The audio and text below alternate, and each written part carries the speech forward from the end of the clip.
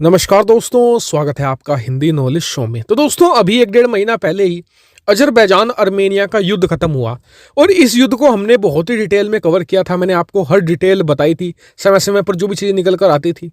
लेकिन इस युद्ध में शुरुआत में जो लग रहा था, अंत में वैसा नहीं हुआ। शुरुआत में लग रहा था कि अर्मेनिया अजरबैजान को बहुत ही आसानी से पटखनी दे देगा, क्योंकि उसके पास बेहतरीन रूसी हथियार है, रूस का समर्थन भी है।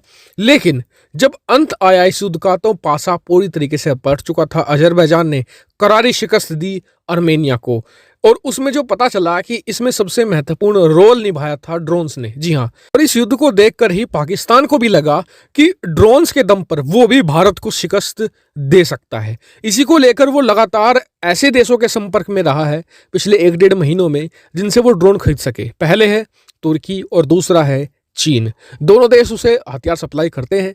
ऐसे में अगर वो उनसे ड्रोन ले सके तो उनका सपना यह था कि भारत के खिलाफ वो अपनी साजिशों में कामयाब हो जाएंगे और इससे भारत को खूब तंग करेंगे।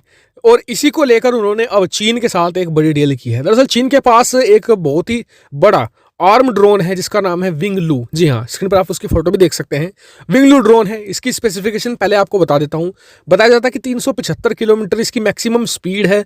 इसके अलावा यह 32 घंटे की इसकी एंडुरेंस है, यानी कि 32 घंटे तक ये उड़ान भर सकता है। जी हाँ, ड्रोन्स की जो होती है वो किलोमीटर में कम नापी जाती है, जो घंटे होते हैं मतलब कि आवर्स में इसकी नापी जाती है कि कितने घंटे उड़ान भर सकता है। वहीं बात करें आर्मामेंट की, यानी कि कितने हथियार इसमें लग सकते हैं, तो ये अलग अलग वेरिएंट पर डिपेंड करता है। बताया जाता है कि 4 से लेकर 8 मिसाइलें इसमें लगाई जा सकती हैं। बेसिकली सभी मिसाइलें जो इसमें लगाई जाती हैं वो सारी की सारी एयर टू सरफेस अटैक मिसाइलें ही होती हैं, और सारी की सारी चाइनीज मेड मिसाइलें होती हैं।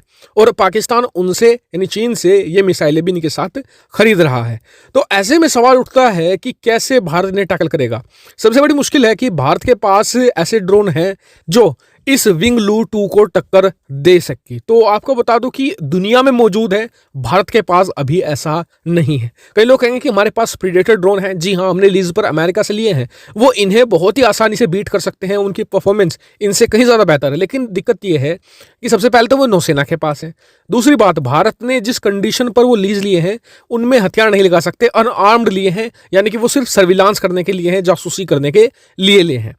तो क्या भारत के पास कोई ऑप्शन नहीं है? जी नहीं, ऐसा नहीं है। भारत के पास एक और ऑप्शन है कि भारत अमेरिका से प्रीडेटर ड्रोन के आर्म्ड वर्जन खरीद सकता है, यानी कि हथियार वाले वर्जन एक तरीके से या तो खरीद सकता है या फिर लीज पर ले सकता है। और प्रीडेटर ड्रोन की इस चाइनीज विंगलू ड्रोन से परफॉर्मेंस कहीं गुना ज्यादा बेहतर है।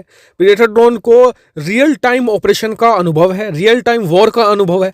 ऐसे में वो इसके सामने टिकता नहीं है। वहीं भारत को प्रीडेटर के मामले में एक और एडवांटेज है, वही डिलीवरी का। चाइना पाकिस्तान के बीच अभी डील हुई है, इन्हें देने में 1 से 1.5 साल या 2 साल भी लग सकते हैं। लेकिन भारत अगर लीज पर लेगा तो मान के चलिए 1-2 हफ्तों में भारत को इसकी आसानी से डिलीवरी मिल जाएगी। वहीं अगर हम इसे खरीदते हैं तो हमें 6 से लेकर 1 साल के अंदर डिलीवरी स्टार्ट कर दी जाएगी अमेरिका की तरफ से। क्योंकि लीज पर क्या होता है कि अमेरिकी जंगी बेड़ों में जो तैनात रहते हैं प्रीडेटर, उन्हें ही वहां से हटाकर भारत भेज दिया जाता है। जिस तरीके से अभी कुछ दिन पहले ही हुआ था, प्रीडेटर ड्रोन भारत को दे भी दिए गए थे, उन्होंने ऑपरेशन करना स्टार्ट भी हुआ था। तब जाकर भारतीय जनता को पता चला था कि हमारे पास प्रीडेटर ड्रोन भी है। वही बात करें कि इनकी काट क्या है, यानी कि इन्हें कैसे मारकर गिरा सकता है भारत, तो भारत के पास बहुत सारी वैरायटी की मिसाइलें हैं। लेकिन दिक्कत यह है कि वे मिसाइलें $1 मिलियन की हैं, यानी कि कई कई मिसाइलें तो जो विंगलू 2 है उससे ही महंगी पड़ जाती है। तो ऐसे में भारत के पास एक और ऑप्शन है, वो है एंटी एयरक्राफ्ट गन्स का। भारत के पास 55 mm की 75 mm की गन्स है जो बहुत ही आसानी से टैकल कर सकती हैं। इसको लेकर भारत के पूर्व जो वायुसेना प्रमुख है BS धनोआ जी, उन्होंने भी बयान दिया है कि हमें कोई भी दिक्कत लेने की जरूरत नहीं है।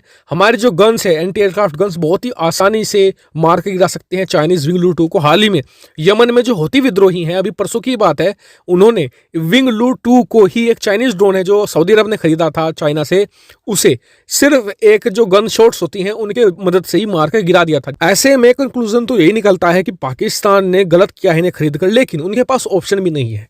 उनके पास इस समय लड़ाकू विमानों की बहुत ज़्यादा कमी है और भारत के मुकाबले तो बहुत ही ज़्यादा कमी है। ऐसे में अगर उन्हें कंप्लीट करेगा पाकिस्तान तो उसे अरबों डॉलर खर्च करने पड़ेंगे, इतने पैसे हैं नहीं। ऐसे में वो करना क्या चाहते हैं कि फिलहाल चाइनीज ड्रोन खरीदकर सिर्फ नंबर के मामले में यानी कि क्वांटिटी संख्या बल के मामले में कहीं वो चीज़ों को बैलेंस करना चाहते हैं, लेकिन क्वालिटी के मामले में वो कहीं भी मैच नहीं कर पाएंगे, खास करके अमेरिकी और भारतीय हथियारों के मुकाबले। तो और भारत के पास तो रशियन हथियार भी हैं। अगर तीनों को ही आप देख ले तो उनकी क्वालिटी चीन कभी भी मैच नहीं कर सकता, क्योंकि चीन खुद रूसी और अमरीकी हथियारों की कॉपी बनाकर दुनिया भर में बेचता है और खुद भी इस्तेमाल करता है। ऐसे में क्या आप ही बताइए, क्या ओरिजिनल के सामने कॉपी कितना टिक सकता है? कमेंट करके आप ही मुझे बता दीजिएगा। ऐसे में कोई सेंस नहीं बनता कि भारत डरे पाकिस्तानी जो या फिर चाइनीज आप जिसे कह सकते हैं विंगलू ड्रोन से, क्योंकि ये कहीं भी कुछ भी इफेक्ट नहीं डालने वाले भारत पर। आपका क्या मानना है इस पर कमेंट करके जरूर बताएगा। साथ ही वीडियो को शेयर भी कीजिएगा और चैनल को सब्सक्राइब करना बिल्कुल मत भूलिएगा। Thank you for watching video.